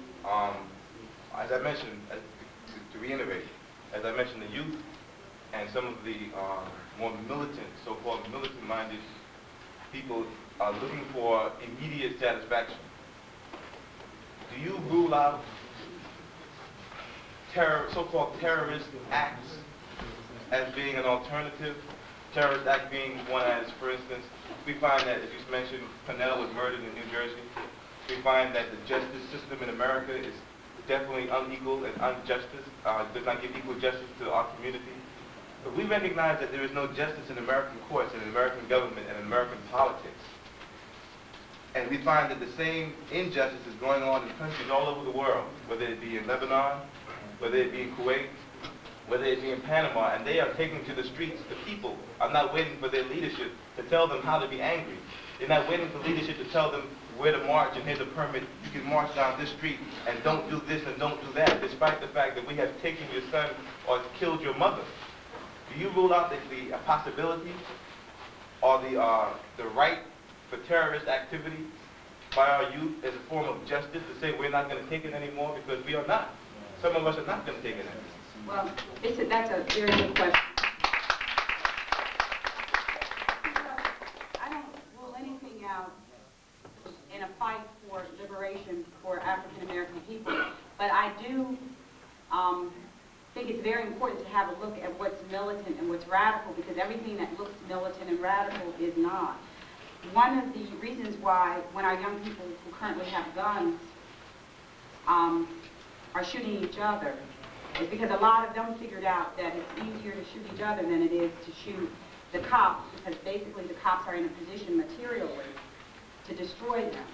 So I in no way support young people taking guns and taking to the street with a lack of organization. That has never worked anywhere in the history of mankind. You can't respond to fury. There is nobody in this room more militant or radical than this woman standing here before you. If, in fact, I thought that the way to destroy or change what's going on in this country at this very moment was to take a gun and shoot people, I would do it. But I don't think that we can miss the historical message of the Panther Party. I'm indeed a fan of the Black Panthers. And one of the reasons why the Panthers was destroyed in this country was because they built a black nationalist organization that was infiltrated by black FBI agents. And the media and the people who run the nation, the government, Hoover, the whole kit and caboodle, were able to isolate them all out, isolate them all, present them as, quote, terrorists. I don't think the Panthers, by the way, were terrorists. I think they were standing up as an expression of self-determination. Terrorism is very... Well, I mean, building the New Alliance Party is terrorism in America, let me tell you. Anything that stands to shape the vote of the rocky political establishment is terrorism. The United States government does not have me on a list of nice people in the United States. I mean, they know what it is that we're attempting to do. So the point that I'm making is the reason why they were taken out was because the government had the capacity to isolate them. One of the people I work with who's a Jewish man, his name is Dr. Fred Newman, was there were a lot of white organizations that served as satellite groups for the Black Panther Party because they were an all-black organization. And one of the things that the government was able to do as a result of that was to move in on that organization because of the racism in the society and destroy the Panthers almost unchallenged by almost anybody in the country because of what they've done, because of how they were projected. What Dr. Newman, who later went on to provide tremendous leadership in the founding of many of the organizations that make up the independent political movement, learned from that, and what I think we have to have a look at is one of the ways to use, quote, white skin privilege in a society where there are white people who care about racism and other kinds of things, is to build an organization through which black people can provide leadership, but they are not isolated from the masses and communities of other people because of racism in America, it's less easy to kill a multiracial organization than it is to kill and destroy an all-black organization. I think the other issue with a lot of the militant organizations in the 70s was that they did not build organization with roots in the community. The majority of black people were not part of terrorism. They were in the community trying to feed their children. So how do you deal with the organization issue so that when the leadership is taken out, there happens to be roots in the community? I dare to differ with you. I think that the most militant activity, and as I said, I support black people and other disenfranchised people fighting for liberation by any means necessary. That does not mean that I agree that any means that's fought for is the correct or proper or effective way. I support it because I think we have the right to do that. But it's extremely important, I believe, that we build at the grassroots level. There is no quick way to get freedom. People have been fighting for freedom in this world for many, many years. The racism is entrenched above, beyond, and beneath the surface of America's institutions. So you have to figure out ways to deal with that. And you can go out on the streets and have a shootout if you will. I guarantee you that the number of casualties will be the number of people of color in this country, which is why I'm building an organization. I mean, we can debate that. I'm not sure what it's called, but the other African political party. I'd like to know how you feel about it and what effect you think it will have on your party. Because obviously I think both parties are coming to some sort of prominence that obviously the white media, the white society, can pit both of them together against each other. Which party are you talking about? I'm not sure what it's called. Solely African-based political party.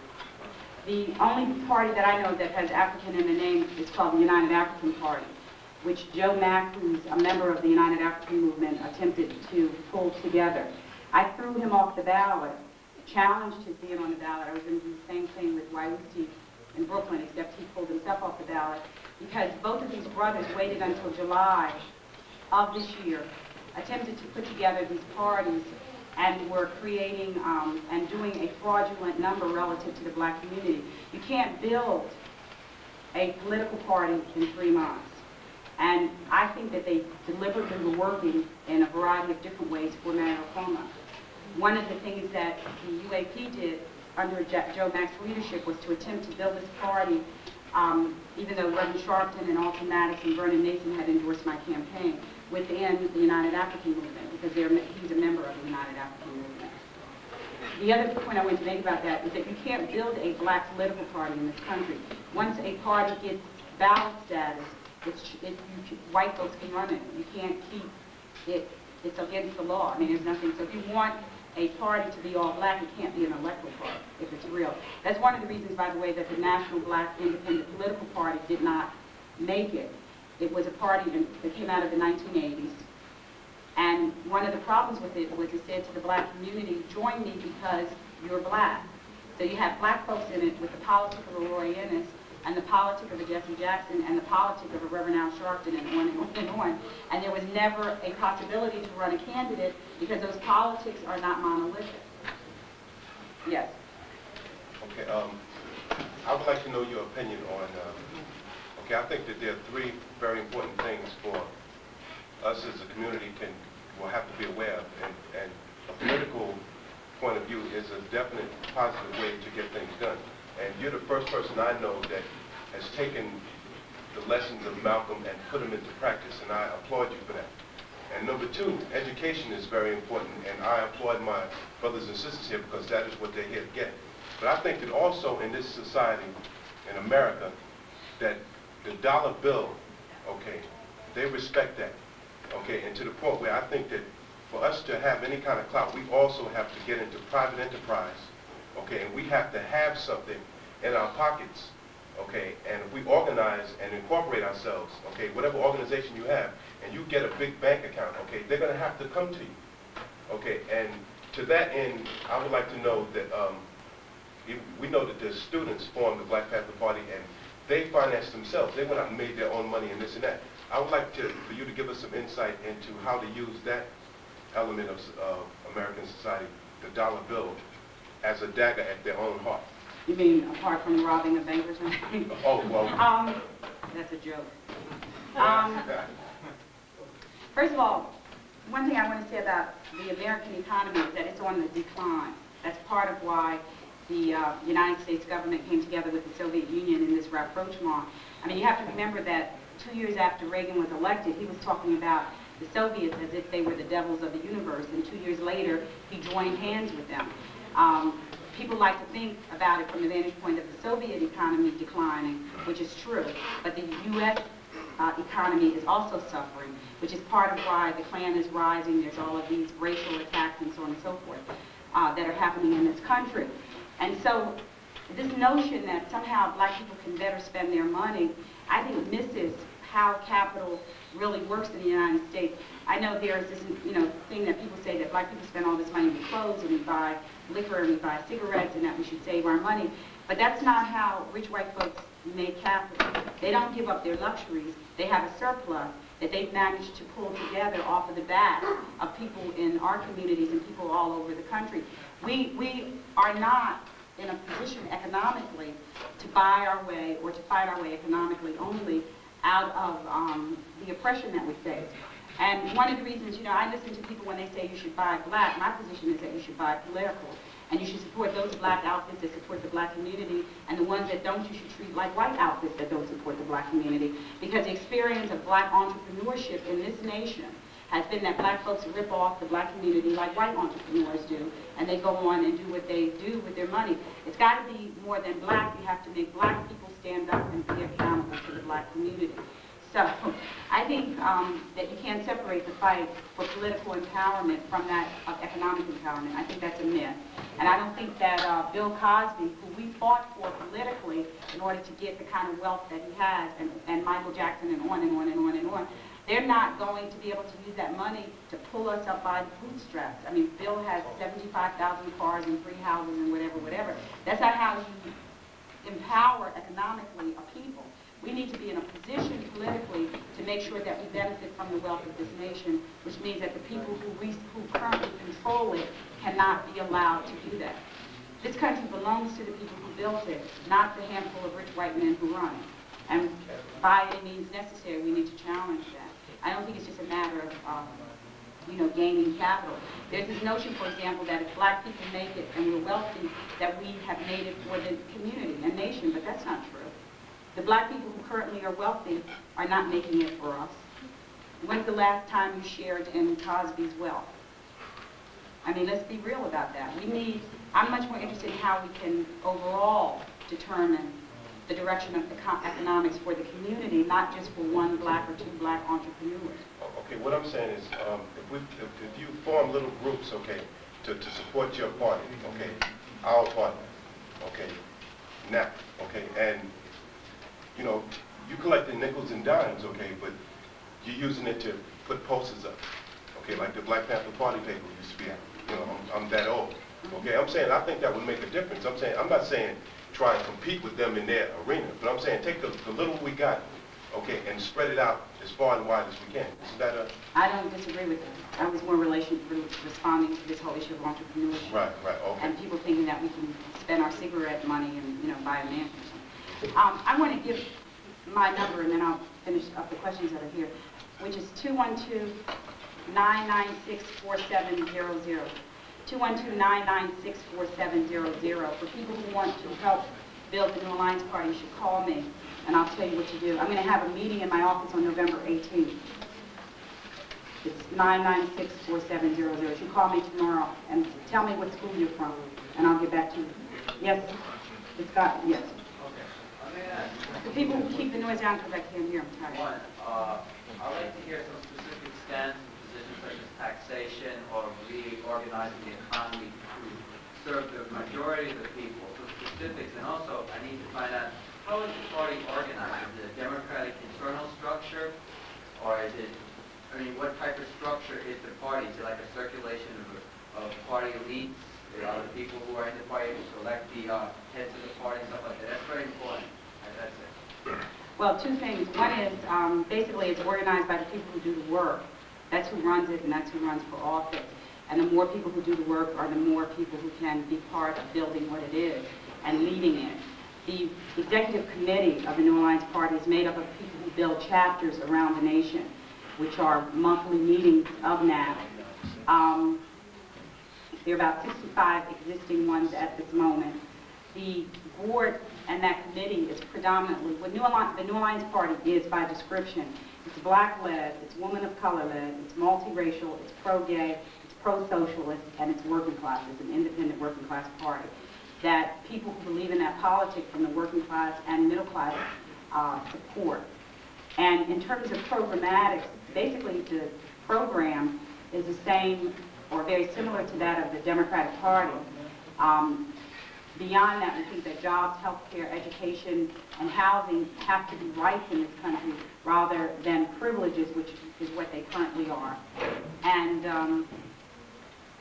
a key sort of theme in our work is the building of more democracy in America. We believe that there's a direct relationship between those platform issues and fighting to open up the electoral process, which is where democracy, the battle for democracy is being waged. I'm the chairperson because I work hard and have run for office primarily because I'm good at what I'm doing and have been supported by the local people who support and are builders of the New Alliance. Any question here? Can I ask you a question? Yes. When did the gay thing become part of the black struggle about gay rights? Did Malcolm X ever advocate that? I don't know. In my knowledge, we never accepted gay. The gay struggle. What do you do with gay people in your families and in your community? I'm dealing with a moral issue. We can't advocate that to our young children, our brothers and sisters. That issue is very weak. And to take the gay struggle and add it into the black struggle, something is wrong there. Well, what's wrong probably is that we have a difference of opinion. See, that ain't opinion. Go study the history of Sodom and Gomorrah. That's not opinion. That's factual. It was a struggle. Well, given that Sodom and Gomorrah, as well as one of the things that I always raise, I grew up, my dear, in a Baptist church. And so I know Sodom and Gomorrah like I know a whole bunch of stuff.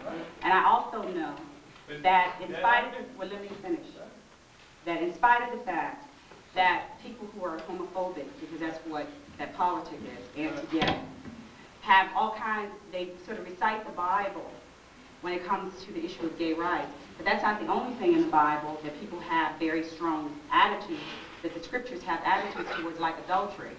And in spite of the fact, you know, people make all of these claims, or whatever it is, fornication without marriage. People have, you know, it's written in the scripture. If you want to find anything and you want to defend it or not defend it, you can find it within the pages of the Bible, and people use it and the Quran and other religious materials in that way. But the particular emphasis that's placed on homophobia by, quote, religious people and people in this society, that doesn't come from Bible teaching. It comes from a stance that this government has relative to the issue of gay rights. Now, as far as I'm concerned... According to my knowledge, the word gay in the English language means happy. You see what I'm saying? So to say gay and to feed that into the language of sociology to try to make that acceptable, that's not that. That's how some people feel about black rights. Before we were made slaves, there's no such thing as homos, there's no such thing as women being That's gay. not true. That's historically incorrect. Historically, in fact, you contradicted yourself. Let me answer your question. In fact, you just contradicted yourself because Solomon and Gomorrah obviously existed long before that story came from someone. Now you justify. See, I'm a Muslim. You can't. You see, I even deal with brothers no, you can have a difference on that issue. You now can I have know a difference. for a fact. But you advocating gay and to say that gay is now part of the struggle of black people over 400 years of suffering, slavery, and death, and deprivation here in the United States. That don't have nothing, being gay ain't got nothing to do with our struggle. Well, now, you want to know my answer to this, struggle, or you just want to put out your position? But at one time, they wouldn't even You come want out. my answer to this? I'm saying they wouldn't even come out the closet. Do you want my answer to this? The Panthers didn't even accept that. Do you now, want to respond or you just want to fight? I know about you because they got money and they in the street position. This is your opinion, and you have the right to have I'm telling it. you what I know. No, you're telling me your See, opinion. when I ask you that question, it's a sensitive thing. You're You try not to answering. evade that. But you're not listening. We will never accept that. You see, Well, I do. Morally, we will never accept it because it's incorrect. Right, we is a good We question. will never accept that. Let me tell you one other thing about non-accepting. Gay and black. Now it's gay and black. You had that before. You add that in. That's my attitude. Now, but you gotta be careful with that. That's the immorality. It should have been a question. As a African American, my message to the African American community, and I believe in democracy, so you have the right to your opinion, as anybody that wants to have it. You should listen and let me make my statement. And then you should come back. And that kind of stuff that would take us you should down come back the and make the statement to the crowd, but let me answer what I I'm can take you to saying. any book. The Bible, the Quran, and the Torah. That's not acceptable. Anyway, the point that I want to make as an African American leader is that I know the politics of being disqualified on the grounds of who I am and what I believe in. And as far as I'm concerned, it's a responsibility of the African American community to lead not only the African American community, but to lead in opposition to any attack on anybody in this country and in the world who come up against religious franchise. Now, I understand that people have all kinds of attitudes about this and positions and moral outrage. I'm more morally outraged by what this country has done to the world than I am about what gay people do. I think they have the right to live their lives any way that they want to, and I am passionately pro-gay as a woman who has stepped outside of the role ascribed to me. Let's take this shit out here now. Let's talk about this for real. See, according to what it means to be a woman in this society, almost everything that I've done with my life to provide leadership in the black community violates that. The side of the coin of homophobia, my dear brother, the other side of that coin is the deeply entrenched sexism in our communities and in this nation. So from my vantage point, I have no desire to allow anybody, white men, black men, anybody, prescribe to me what I can be, who I can be, how I can speak, and why I can speak. I'm going to go out and build this movement. We think democracy means freedom to do what? Freedom to be other than yourself? A man can never be a woman, nor could a woman ever be a man. We never accept that. Then you don't have to worry about it. You never accept that in any other country. They'll take your head in any other country. You try that. Then you don't have to worry about it. That's the key. The You key need to learn is history. you're using politics and you're using the struggle of black people. Now you added this gay thing in because they, Right, and a lot of Latinos, them into and the disabled. No. My cousin was black and gay, and you know what he died from? That politics. If Mayor Dingus was gay right now, you know how much hell he would catch? He probably couldn't tell the He would difference catch given hell. how much help he The was man, getting. if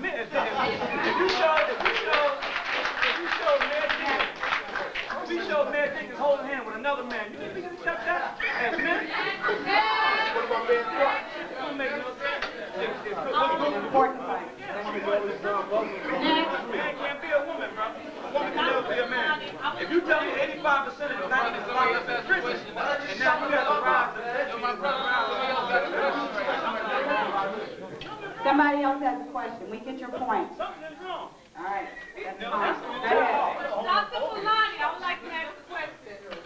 My question is, how do you suppose that we bring about unity within the African American community, being that you have African American blacks, you have Haitian blacks, you have Jamaican blacks, and there's such this unity among the races. And I know it comes about from years ago when like people were coming over here and they were told don't trust black people, don't trust African American black, and that stigma is still on us. So how do you propose that we bridge that gap so that we can become one? I think first of all, the black community is not a monolithic community, meaning that we're not all the same. And I think the way that you build unity, in my understanding of this, is that you put out a politics that allows for the defending and the fighting for the black agenda.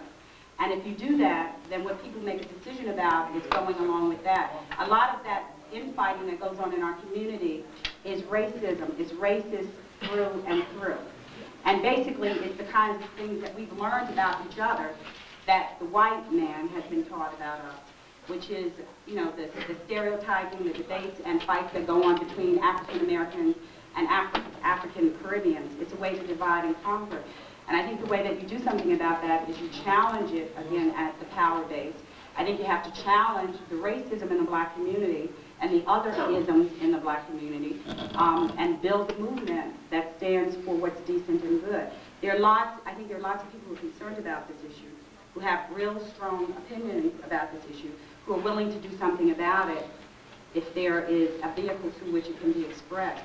But basically what we're talking about is expression of racism towards other people of color that we've learned. And, you know, this country is brilliant at dividing people from within and without. That's the very fight that we're having around the gay issue.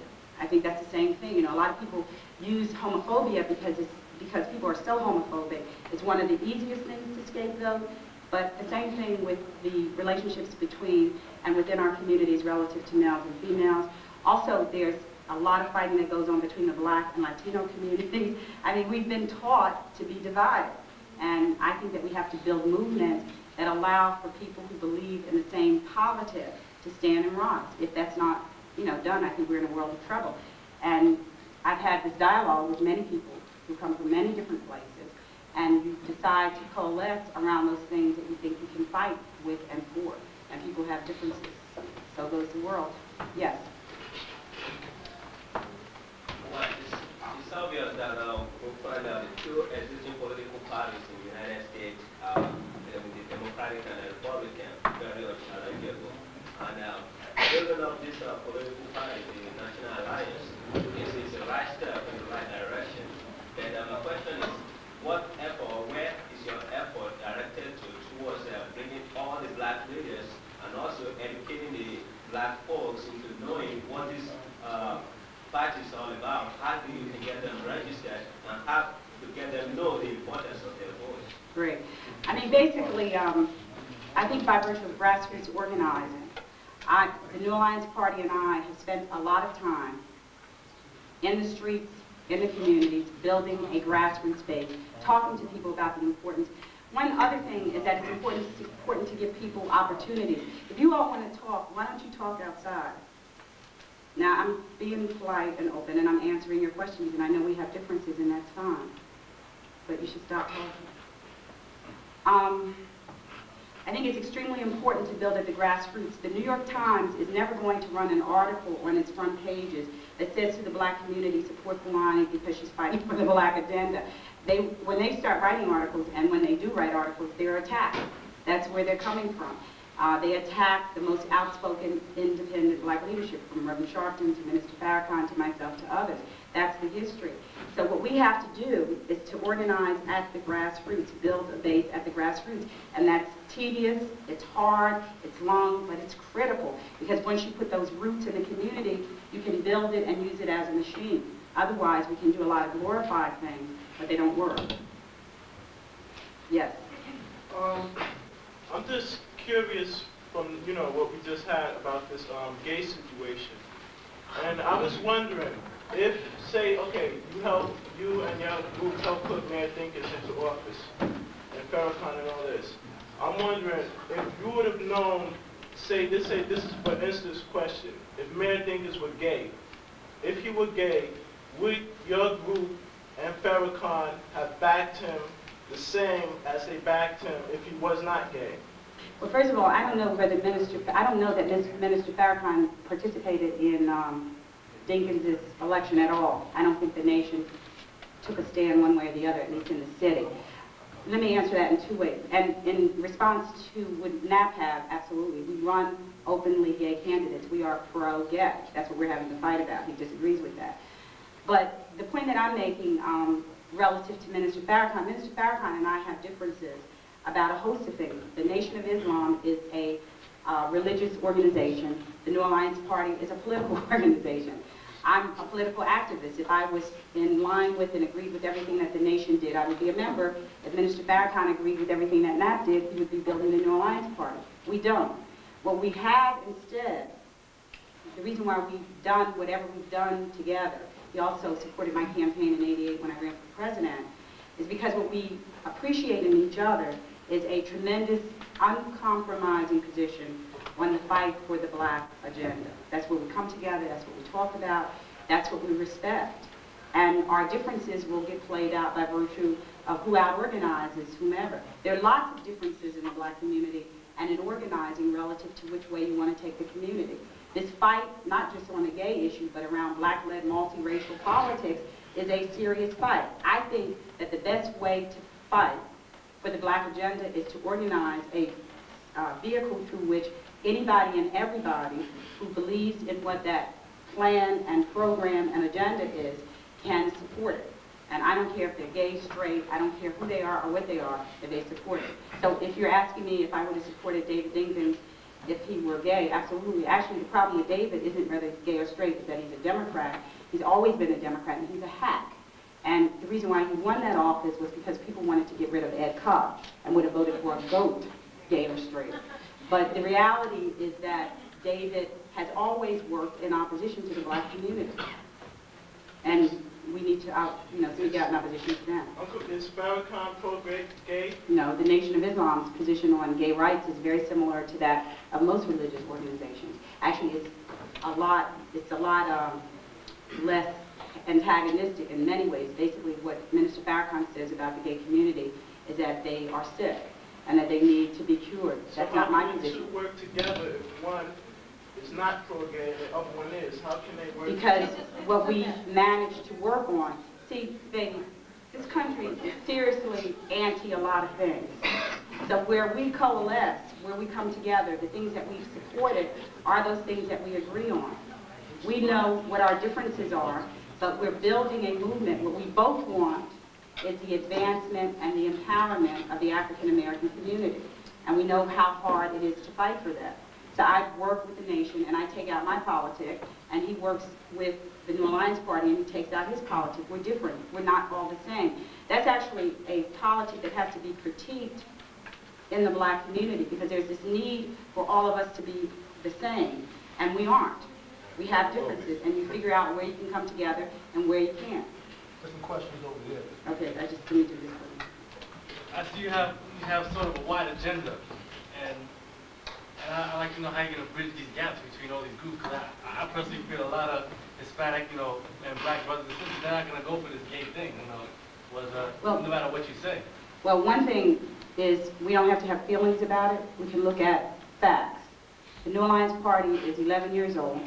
I've run for mayor in the city of New York against candidates who have been homophobic, like that's what they ran on an anti-gay platform, and I beat them out in the black and Hispanic community.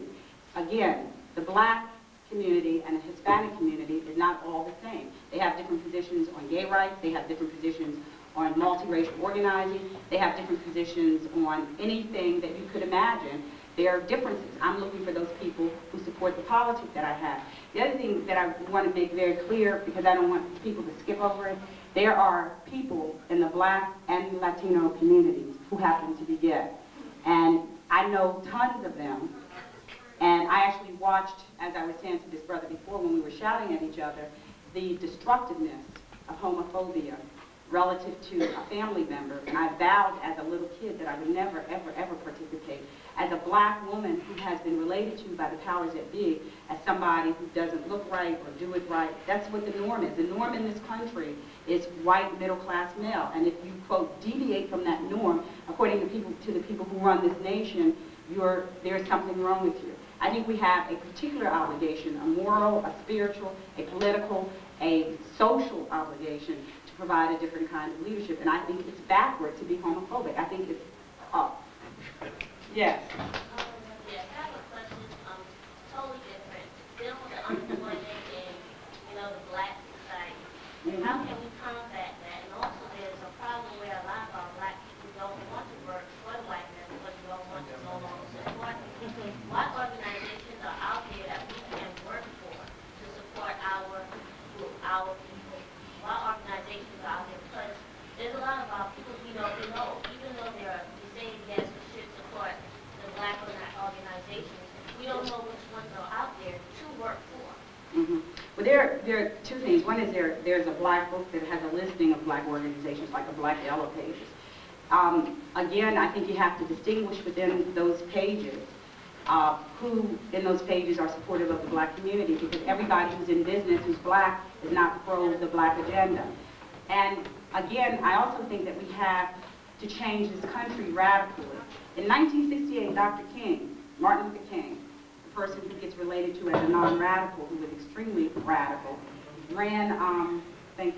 talked about the importance of a radical restructuring of America if it was to include people who had been locked out.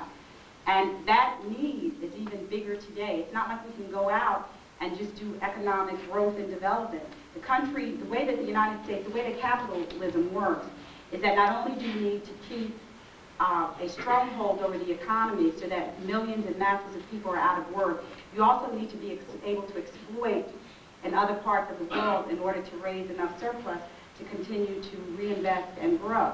And one of the things that's happening is that the people who run this country and who have been at the forefront of economic, quote, development, have either destroyed countries like in the Caribbean, where there's no more profit to be gained, or people in those countries are standing up and saying no to them, which also limits the possibility of them to move out and be an imperialist nation. Part of why the United States did this rapprochement agreement with the Soviet Union was so that the Soviets would no longer be in a position to fight in behalf of third world countries.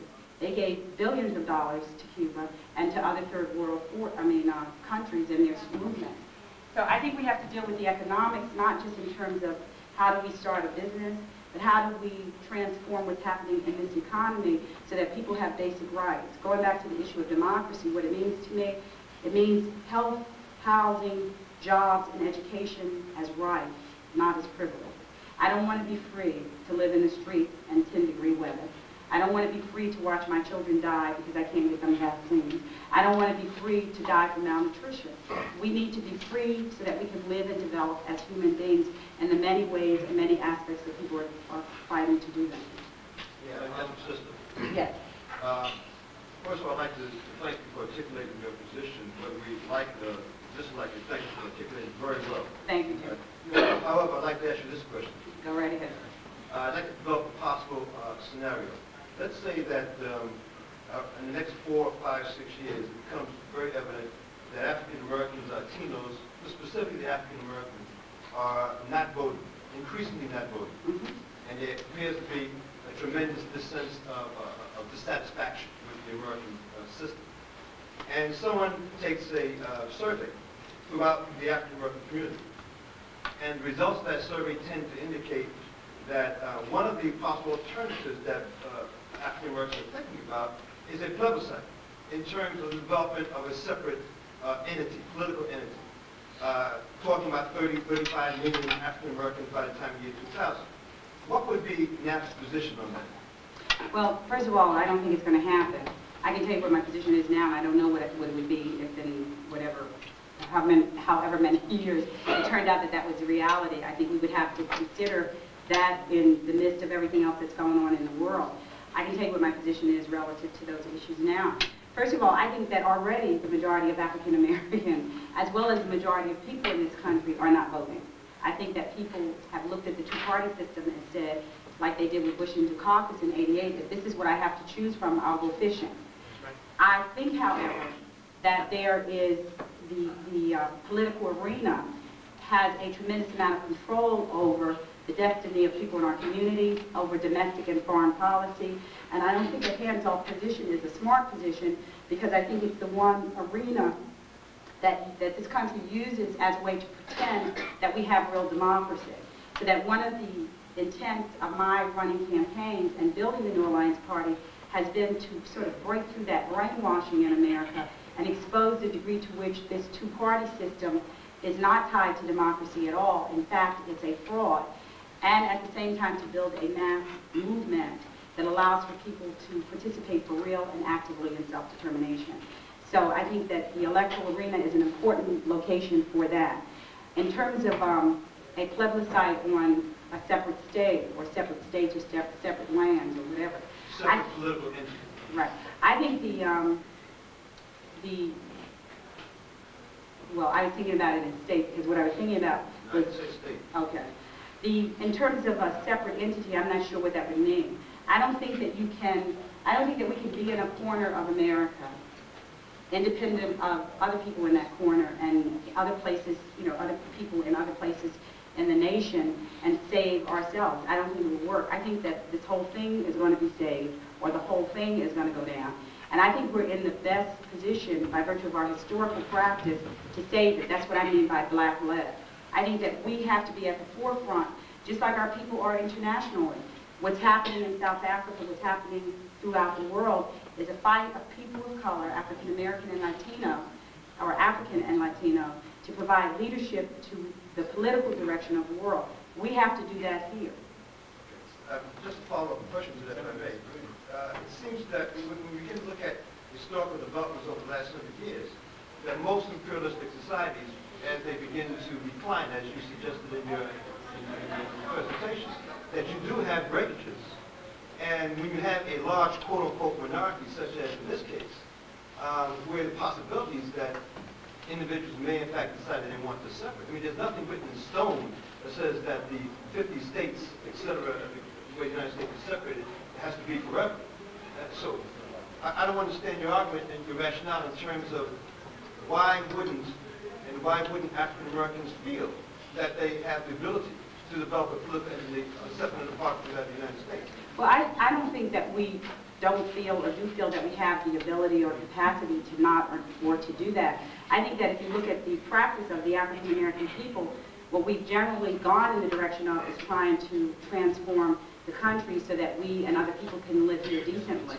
I think that the majority of African people, African Americans, vote in the Democratic Party, which obviously is not a quote black party, and they didn't vote in the National Black Independent Political Party, and I think that was fair having a look at.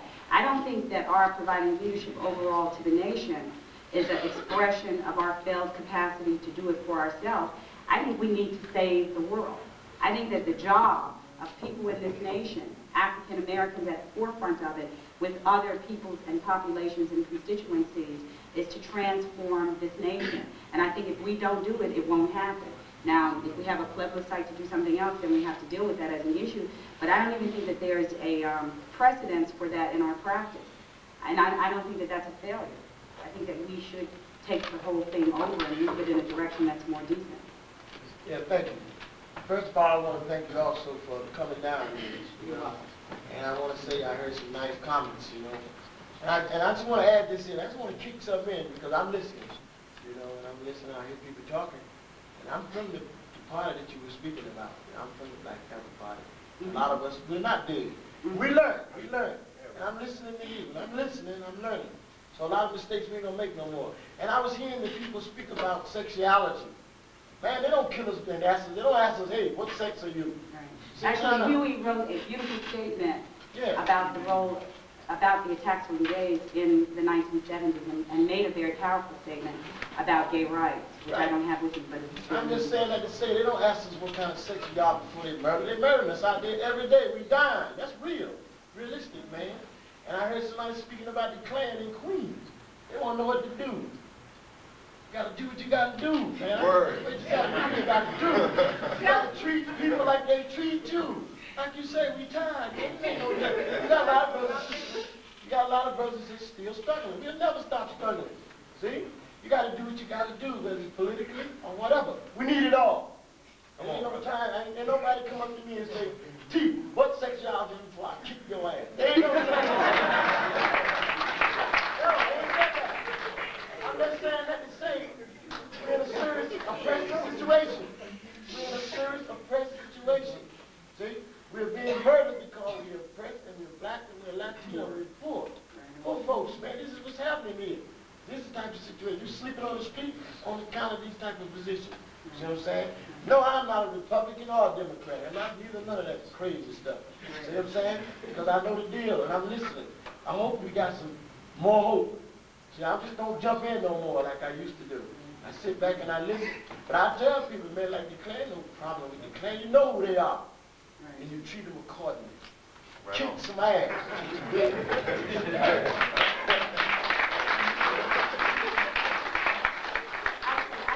I need to go because I'm 3 hours late for everything that I was supposed to be doing. Let me just say one thing. First of all, brother, thank you for that statement.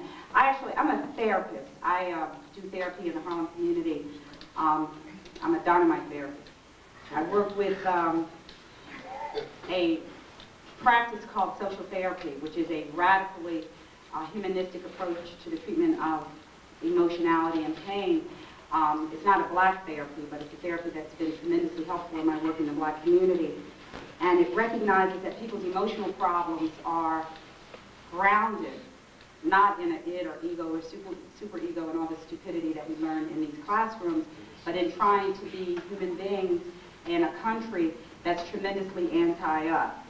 And I was thinking about that when you mentioned the whole issue of sexuality, because one of the things that I've come to learn both through the practice of my psychology and my politics is that the people who run this country, they didn't just set up oppression through the political institutions that we have to deal with, like the Democrats and the Republicans.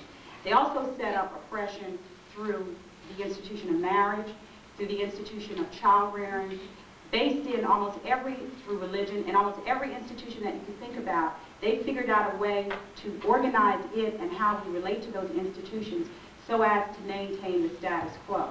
So when I talk about radical and revolutionary, I'm not talking about sleeping conservatively and fighting politically progressively, because I don't think you can do. I think you have to challenge what American society stands for in every facet of every institution. And I will fight that fight till the day I die, because it's a critical and important fight. And I just wanted to raise that, so you all should, if you want to really hear, you should invite me back so I can talk to you about the therapeutic approach that we're doing. It's an empowerment therapy, and it's very, very, very powerful and necessary to the struggle and development of our people. I have to go. See ya.